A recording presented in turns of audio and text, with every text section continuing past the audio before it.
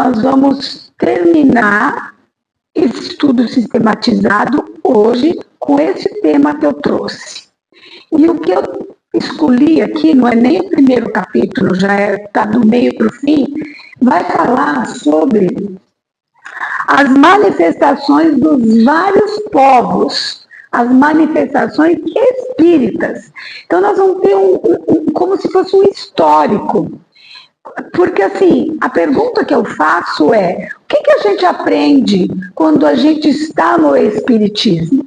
A gente é espírita, está no espiritismo, se forma nele, mas exatamente o que se espera no sentido de aprender o espiritismo? É a parte só moral, parte comportamental, a parte filosófica, né? Porque nós sabemos que o espiritismo é um tripé: ciência, filosofia e moral. Então, em qual deles a gente se encaminha melhor, vamos dizer assim? Então, esse item vai trazer um pouco da história, no item 2, história da comunicação mediúnica. Porque, assim, às vezes a gente pensa que a mediunidade é só para o espírita. E a gente vai ver como e aonde começa a mediunidade. E depois nós vamos fazer uma pergunta para nós mesmos, do tipo: em que momento desse desenvolvimento da história do ser humano nós estamos? Então, esse é o meu objetivo hoje com vocês, tá bom?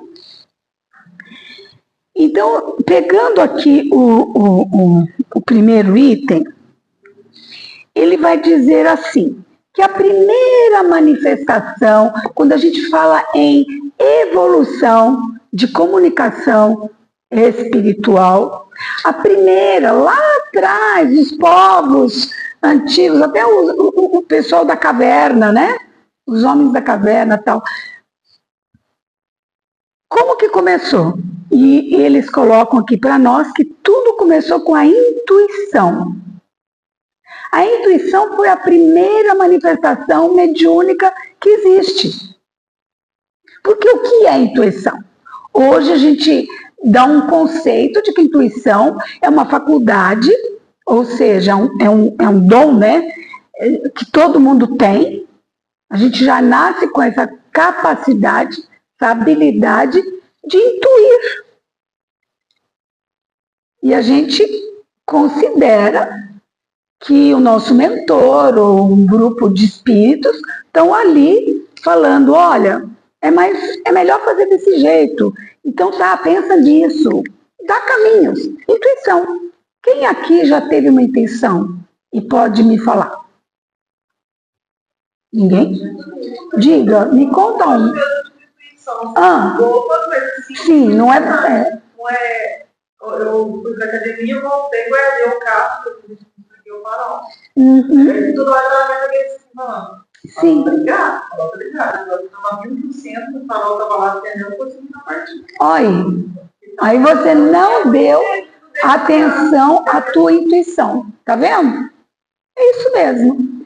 Às vezes em coisas práticas no dia a dia, às vezes você está estudando, você quer a solução do problema, no dia seguinte, você, não é nem sonho, é intuição mesmo, mas você acorda com a solução. Diga. Muito relacionado a pessoas. Pessoas? Uma foto da minha mãe e uma tia. Faz 2 dias que eu estou um pouco assim. Vai sentindo, vai. Olha. Então, quando eu começo, eu vou dar outra palavra de tudo que eu estou igual. Olha. Então, quando começa, você está dando atenção, porque à medida que a gente presta atenção que existe uma intuição, a hora que você consegue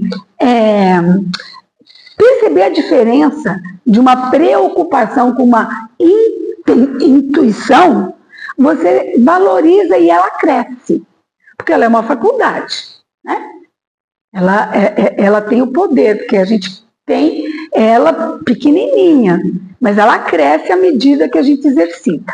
Então, a primeira intuição da humanidade, aliás, a primeira comunicação da humanidade foi intuição. Depois disso, diz assim, veio outras crenças, porque esse intercâmbio vai facilitar, às vezes, a própria distância. Às vezes, você está num país, você tem uma intuição com outras pessoas, você liga, você manda uma carta, alguma coisa, né? E essa comunicação, então, na antiguidade, ela era como uma crença. Ai, essa pessoa está tendo... o que está acontecendo? Por que ela sabe? Eu não sei. Começa uma crença.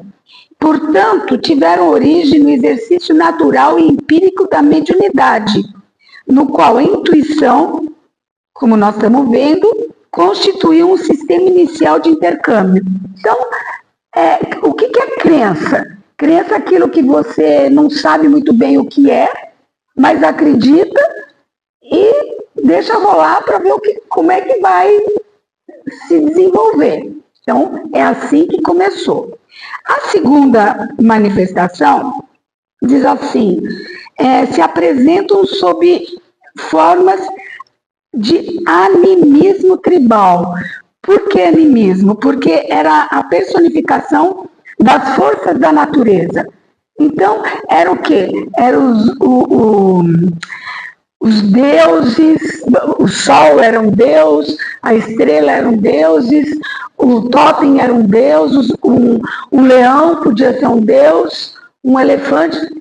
Cada povo foi trazendo para si o que eles chamam de animismo tribal. Porque nós estamos falando da antiguidade, ninguém sabia de nada.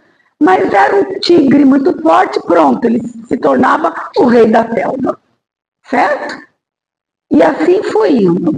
Então, de fato, originou-se a crença da pluralidade dos deuses, uma vez que, chamando Deus a tudo que era sobre-humano, o homem tinha por deuses os espíritos.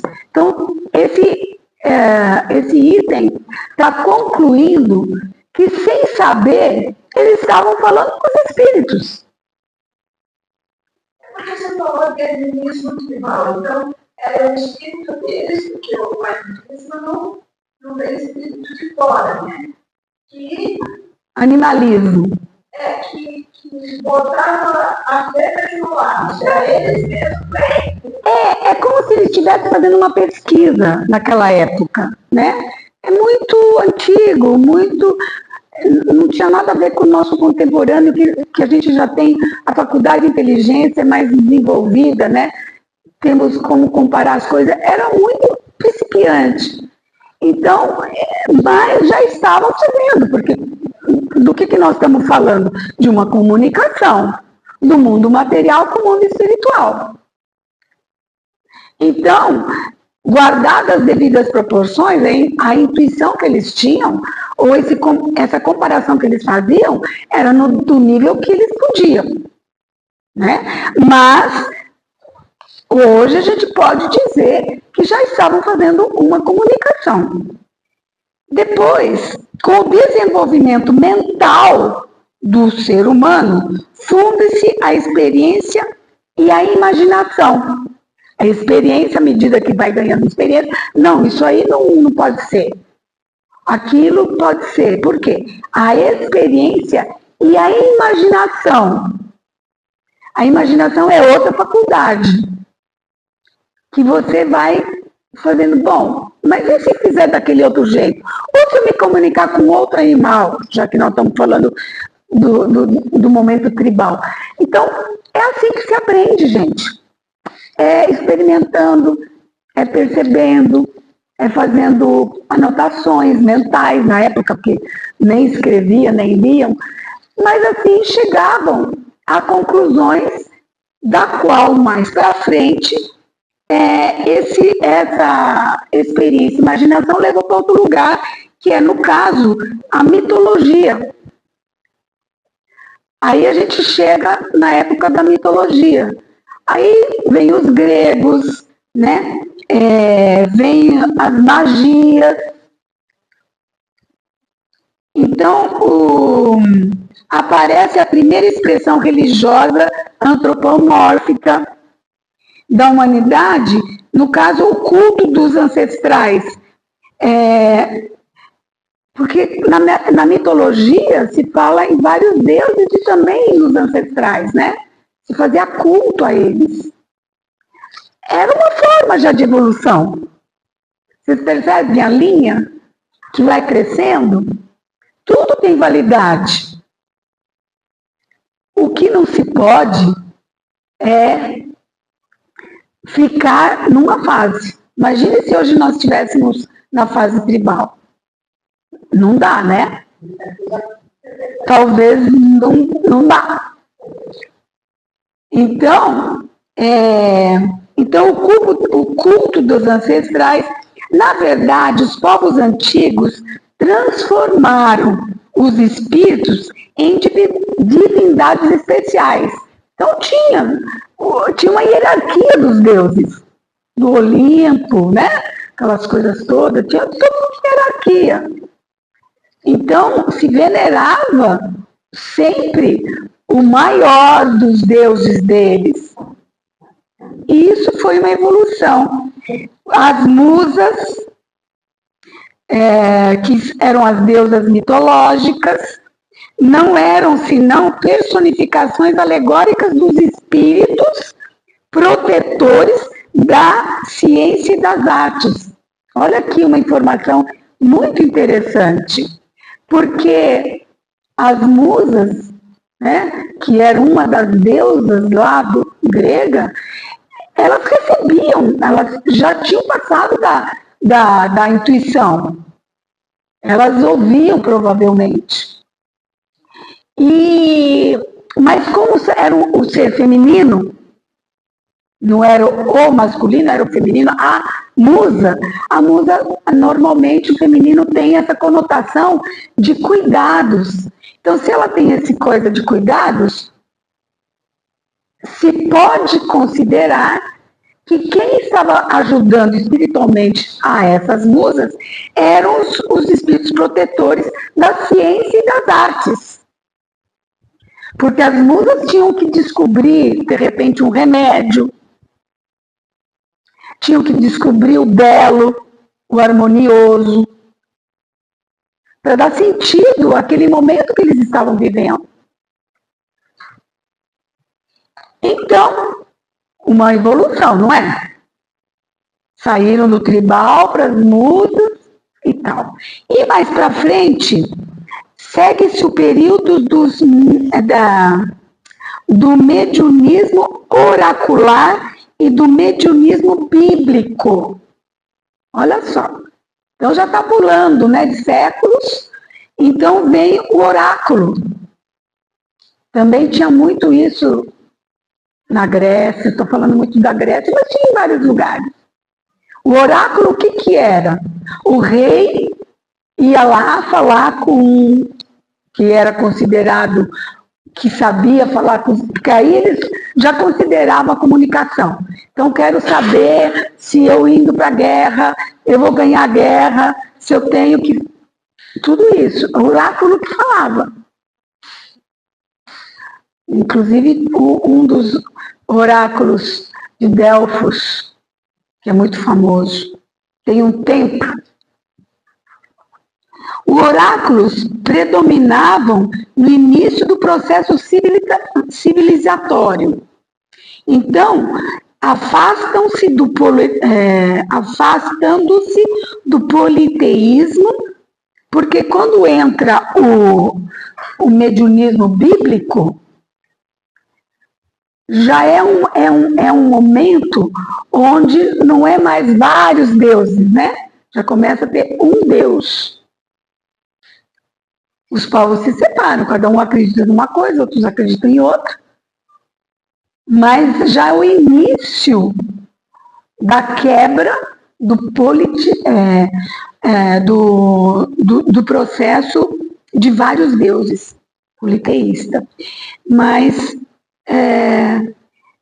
para representar a manifestação de Deus universal e supremo, certo? Então aí começa o que a gente entende hoje em dia. O fenômeno mediúnico continua sua trajetória evolutiva e só atinge a culminância com a doutrina espírita, que define mediunidade como condição natural do ser humano e enfoca sob aspecto racional e científico. Então, toda essa história das manifestações chega num auge quando aparece o Espiritismo. Porque aí, com o Espiritismo, a gente sabe que é uma condição científica e uma condição racional. Quer dizer, eu preciso entender como que isso funciona. E o Espiritismo, a gente está vendo em várias obras, eles explicam racionalmente. Não é mais crença. Eu preciso ver para crer. Eu não preciso ter uma fé cega, mas a fé raciocinada. Então, a manifestação de vários povos é para dizer isso, para mostrar que o que a gente aprende com o Espiritismo? Aprende que houve uma evolução. Ele não veio do nada. Ele não caiu de paraquedas. Allan Kardec com a manifestação das mesas girantes e tal. Não foi de repente. Né? A coisa vem amadurecendo. E aí agora nós vamos ver a história da mediunidade em si. Olha só, nos vários povos também. O mais antigo código religioso que se conhece é os Vedas. Por que agora a gente está falando do que começa a fazer com que o povo acredite, que o povo se estude, cada um vai defender o seu. Então nós estamos vendo os Vedas agora, que vamos dizer, a Bíblia da Índia. Então, eles têm todo um código, todo um comportamento, todo um ritual que tem que ser seguido. E assim também vai a evolução. Porque, a partir de um Deus só, cada um fala, não, o Deus quer isso, o Deus quer aquilo. Depois vem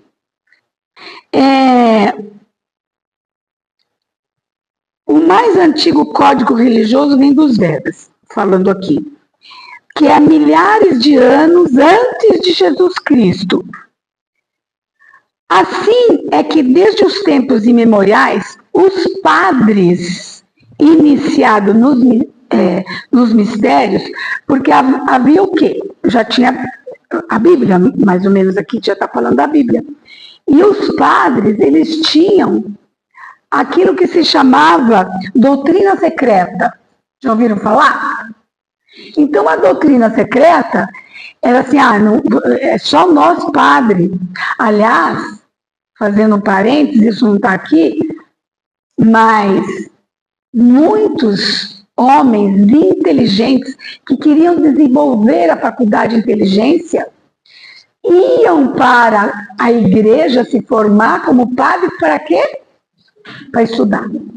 Eles queriam estudar, eles queriam entender. Mas só eles lá que tinham livros, só lá que podiam analisar, então eles chamavam de secreto. Veja bem como evoluiu hoje, nós podemos pegar um livro na internet. Não tem nada de secreto. Hoje a gente tem o bom senso e análise crítica daquilo que a gente está vendo. Então,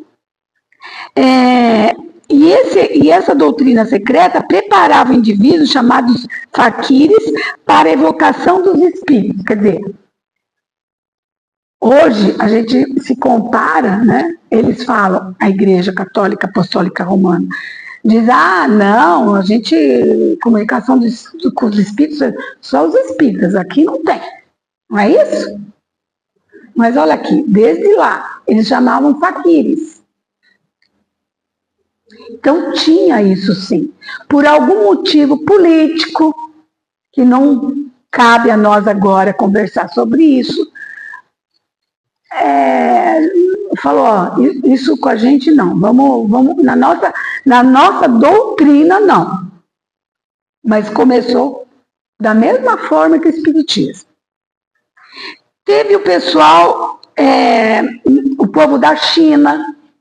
Os chineses são espiritualistas por natureza. Espiritualistas.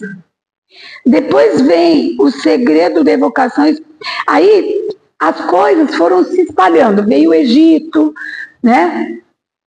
Também, que trabalhava essas coisas ocultas, essas situações dos magos, os faraós, e tudo isso, aos poucos, essa parte que era toda do Oriente veio para o Ocidente.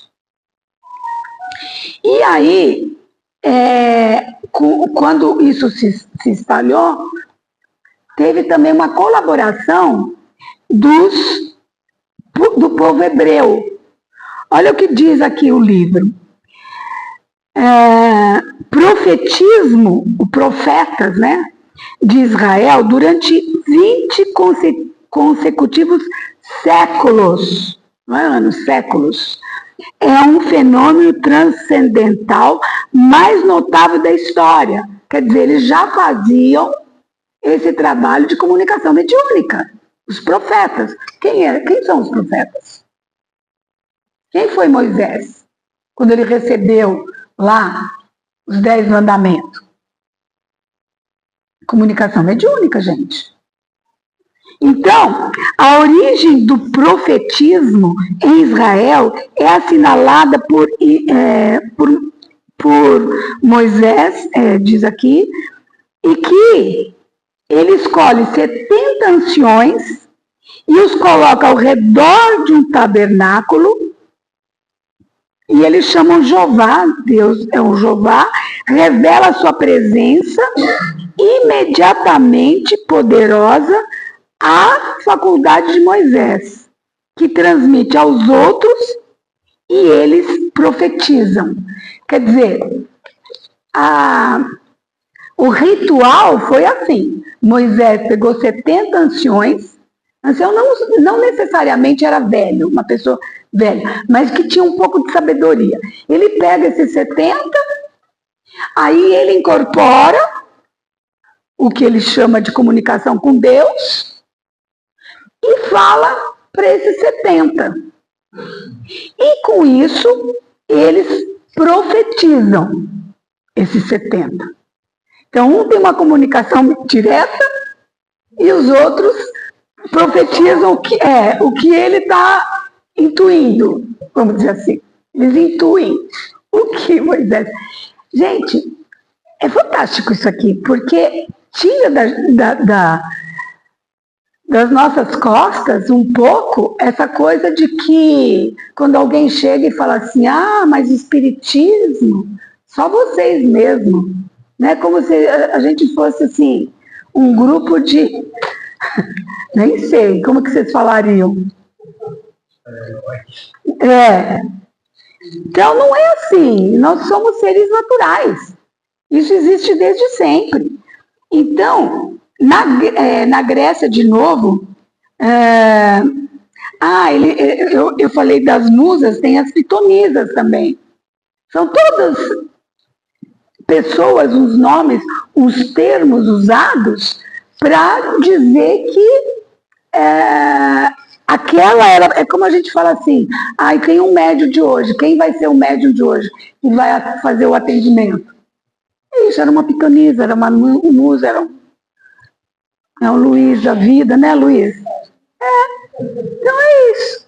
Então, na Itália, também teve um grande personagem chamado Tertuliano, que que fala, esse Tertuliano, que foi um dos imperadores, ou qualquer coisa similar, ele fala de mesas girantes. E isso está no livro dos médios, viu, gente? Esse pedacinho que eu estou falando. Então, tudo isso tem também na Gália. Isso é interessante. Que na Gália, os processos de intercâmbio com o mundo, com o plano espiritual era intenso. A comemoração dos mortos é iniciativa gaulesa. Olha só, você pega os historiadores, quando eles querem saber alguma coisa, onde começou tal coisa. Outro dia eu estava vendo um documentário, quando começou o teatro no Brasil. Eles tiveram um trabalho monumental para conseguir descobrir quando se começou um teatro no Brasil. Porque não tinha teatro, né? Tinha índio, quando Cristóvão Colombo descobriu o Brasil. Mas como que chegou o teatro? Quem que implantou o teatro? Então, tudo isso é história. E nós somos produtos dessa história.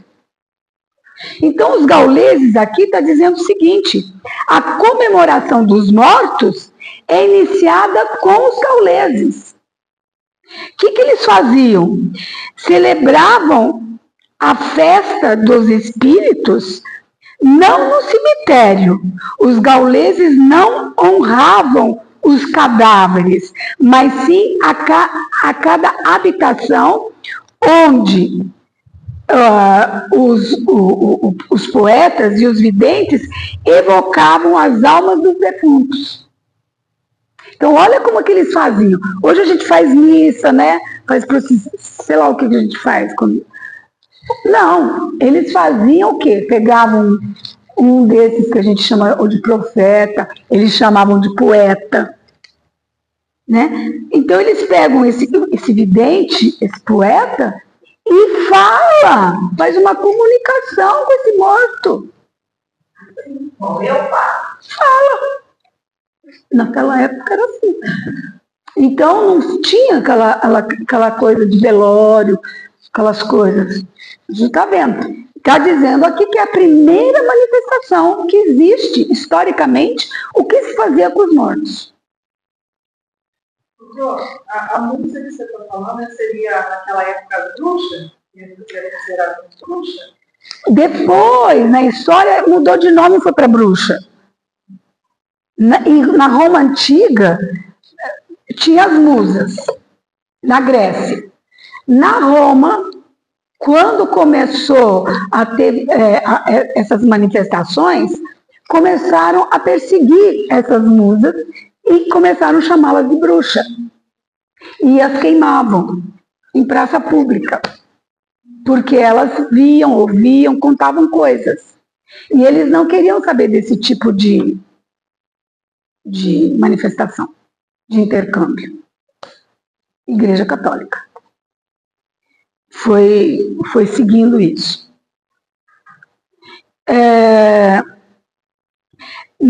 Todavia, onde a mediunidade atinge a culminância é justamente no cristianismo, porque toda passagem do mestre é inesquecível, porque ele é medianeiro da sabedoria divina. Ele é medianeiro, mediunidade intermedia. Então, a culminância, quer dizer, o que chega no máximo do conhecimento que temos vem no cristianismo. Diga-se, só fazendo um parênteses, cristianismo é diferente do catolicismo. Catolicismo é uma coisa, cristianismo é outra. Nós somos espíritas cristãos. A gente segue Cristo.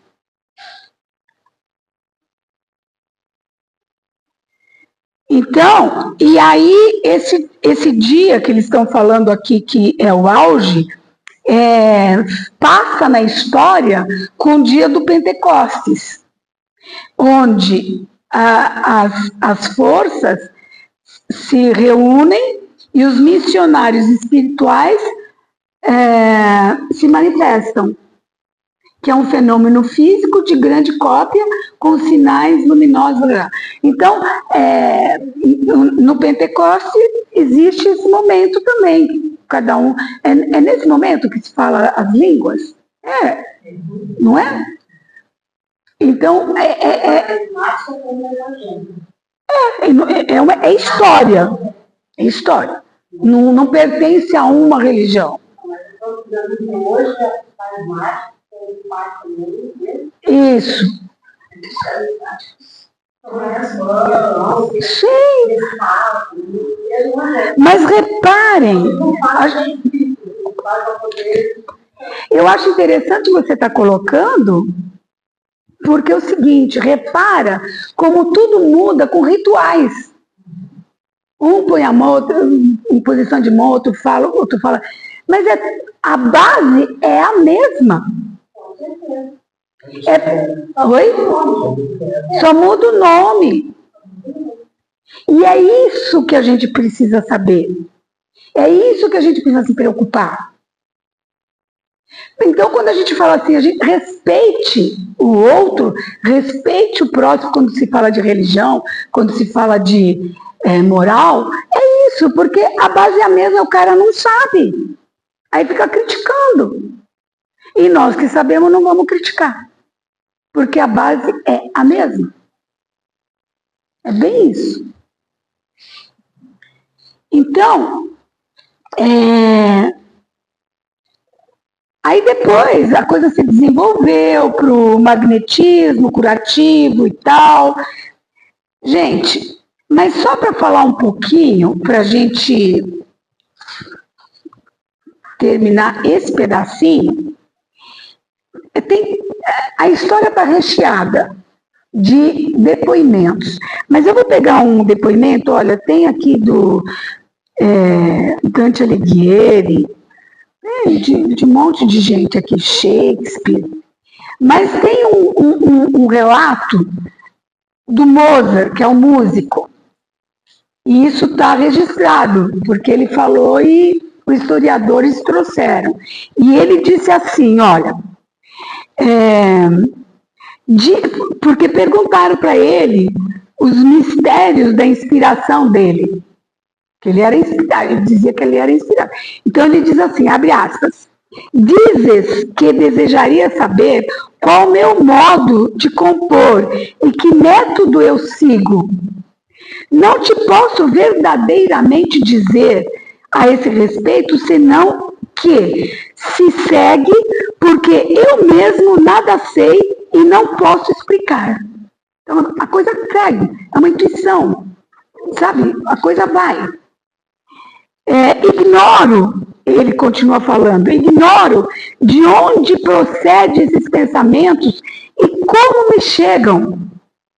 Nisso não tem a minha vontade a menor intervenção. Fecha aspas. Então, um depoimento. Hoje, Mozart está aí como um dos clássicos, das músicas clássicas, e a gente não sabe que ele foi inspirado. Ele sentava, vinha lá a informação e ele passava para o papel e para o teclado. Então, desde sempre. Tem um outro depoimento, sabe de quem? De Beethoven. Ele diz assim, sinto-me obrigado a deixar transbordar de todos os lados as ondas de harmonia proveniente do foco de inspiração. Então ele se sente obrigado. Ele tem uma inspiração e ele se sente obrigado a pôr para fora. Procuro acompanhá-las e delas, né, da intuição, me apodero apaixonadamente, de novo me escapam e desaparecem entre multidão de distrações que me cercam. Quer dizer, ele fala que ele tem que pegar logo essa informação, porque senão escapa.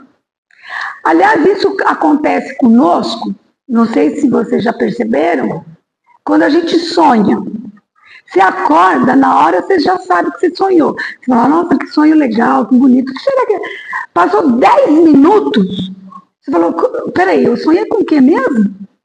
Some. Então, a gente fica por aqui no sentido do item 2, que é a história das comunicações mediúnicas. Aí eu pergunto, eu faço essa pergunta, em que momento da história nós estamos com o Espiritismo? O que vocês acham? De hoje. Momento histórico de hoje. Em que momento nós estamos? Então... De aprender? Oi? De aprender? É de aprender. Mas você está respondendo ou está perguntando? Muito bem. É as duas coisas. Nós estamos num momento... Não, na verdade, o aprendizado é desde sempre. Dessa evolução é sempre. Desde que o homem é homem, ele aprende. Por isso que ele tem essa faculdade. E essa responsabilidade de aprender. E aí, o que mais você falou? Não, é a questão que eu... Aprender? Aprender, né, dentro do Espiritismo, porque o que eu imaginei foi essa questão, tipo, agora que o Espiritismo está ganhando mais notoriedade, então, de repente, agora está no momento das pessoas estudarem a doutrina, aprenderem. Mas também pode estar no momento de acreditar que realmente a gente é capaz de falar com os espíritos. Também, isso é uma Eu boa. acho que aí é a prática, né? A gente está no momento da prática do espiritismo, porque já existe as comunicações, quer dizer, todo mundo já sabe, tem as reuniões mediúnicas, tem as psicografias, tem tudo. Sim. E tipo, quem estuda já sabe como que funciona, como que é desenvolvido. É o momento de colocar isso em prática. Tem isso, de fato é isso. Resumindo o que você colocou, Luiz, nós estamos no momento da individualidade. Para fazer o que o Luiz está falando, é você com você mesmo. Não adianta entrar no Espiritismo como uma instituição ou ir para onde você queira. Não é naquele lugar que você vai. O momento é você com você mesmo. Quando você pega uma leitura dessa, esclarece as tuas convicções, você está fazendo o teu papel individual. Você se fortalece. Porque nós estamos no momento, como você falou do aprendizado, que a gente precisa, cada um fazer a sua parte. Porque nós estamos vendo que humanidade é uma rede. E se cada um não fizer a sua parte, essa rede, essa humanidade da qual nós pertencemos, não vai para lugar nenhum. Você pode ser espírita o quanto você quiser. Então, o nosso compromisso, essa individualidade, é para que nós possamos ter uma coisa que se chama civilidade. Que isso nós não temos ainda. Isso não chegou nem perto. Então, quando eu quero ser alguma coisa,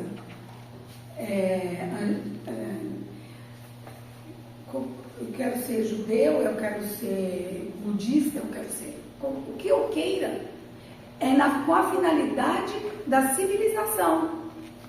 Civilidade.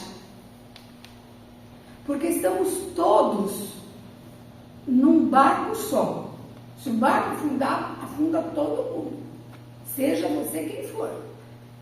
Então, esse é o momento nosso.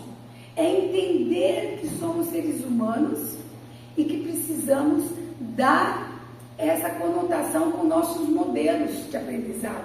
Porque, na verdade, o Espiritismo é o mais evoluído no sentido de entendimento das coisas.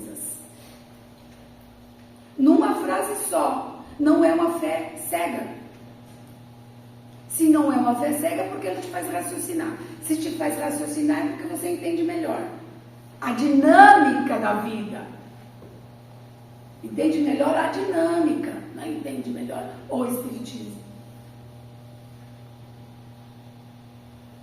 Então você aprende quem eu sou, por que eu vim para cá, qual é a minha missão, o que eu tenho que fazer para melhorar eu e todos que estão do meu lado.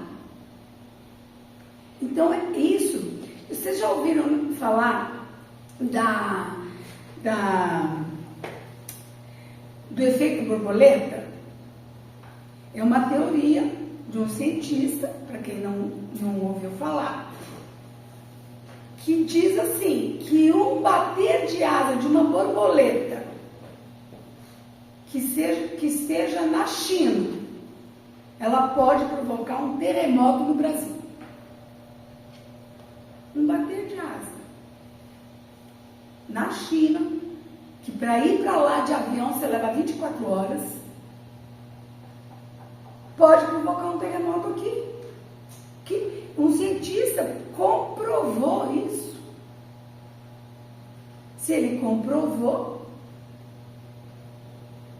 quanto uma condição, né, que pode acontecer por tantos laços que nós estamos, né?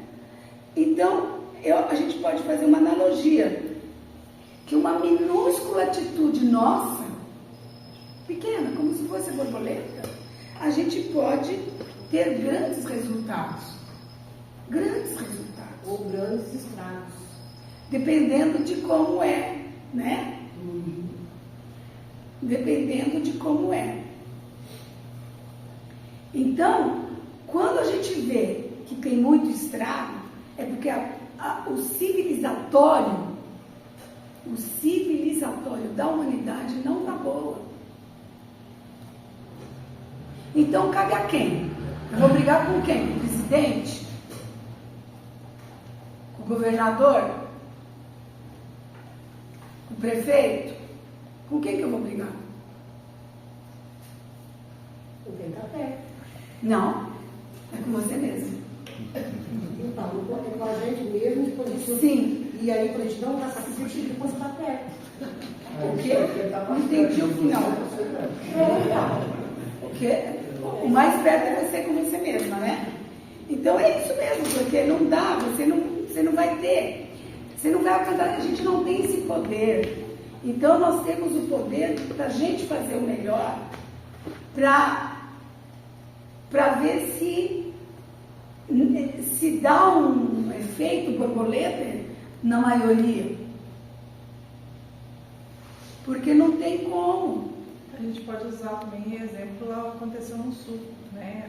O ser humano estava ultrapassando o limite da natureza, construindo em volta, né? E acabou acontecendo aquela catástrofe que aconteceu. O ser humano está deixando de respeitar a natureza. Isso. Por um motivo ou por outro, porque o outro xingou, porque o outro matou, o outro acabou com a natureza, não tem consciência ecológica. Enfim, vários motivos nos levam para uma pobreza humanitária. Então, o que me fez lembrar a sua colocação, que Platão, o filósofo Platão, ele tem uma passagem que ele diz assim, que o amor de mãe, de pais, né? O amor com os filhos tem um problema. Ele falava, é um amor maior que existe, mas ele tem um problema. Qual que é o problema? É que esse amor tem limite. Qual que é o limite? O filho. O filho. Ora, Se ele não quer o meu amor, o que eu vou fazer? não, então eu só me dou, a minha doação é para o meu filho, porque eu o amo. Mas eu esqueço que tem gente que morreu, muitas crianças no sul, muitas. E eu vejo a notícia e vou dormir em paz. Porque não é meu filho. Porque não é meu filho. Então é esse amor que é limitante que precisa se expandir. E conhecendo a história, a gente pode fazer isso. A gente pode, quando começa a prestar atenção, no caso, a intuição, no caso, a percepção, a inteligência, nós temos que deixar um legado para os que vêm, se a gente não conseguiu fazer o mínimo pela humanidade. Mas o legado a gente pode deixar, começando pela gente. Porque se você tem um equilíbrio, se você tem bons comportamentos, se você tem o mínimo de respeito com o teu núcleo familiar, ele se expande. Aí os teus filhos são mais equilibrados, mais preparados para o mundo, mais isso, mais aquilo, que por sua vez vai ser para os netos. Entende? É uma rede. Nós vivemos numa rede. E nós não tínhamos, na nossa condição de entendimento, quando a gente fala da evolução da história, que vivíamos numa rede. Não sabíamos disso. Meu país contra o outro país e pronto. Minha comunidade melhor que a outra comunidade e pronto. Hoje não. O efeito borboleta funciona. Então, eu recebi, nós estamos terminando, né? Eu recebi de vocês um comunicado, acho que foi o Kardec que mandou para o grupo. Eu li todinho, mas a última frase é maravilhosa. Porque nós estamos falando em que momento estamos. E no fim da frase desse texto, diz assim: o Espiritismo será o que homens fizerem dele. Leon Denis. Certo? É isso. O que a gente vai fazer com esse Espiritismo? Cabe a nós. Cabe a nós. Então, nós temos recursos para isso. Nós temos muitos recursos internos, que a gente chama de faculdades, mas esses valores, esses recursos, que trarão a plenitude que a gente está esperando. Um dos valores, por exemplo, é quando a gente tem um problema, procurar alternativa, não sentar e chorar, não adianta. Procura uma alternativa, pede ajuda, faz de outro jeito.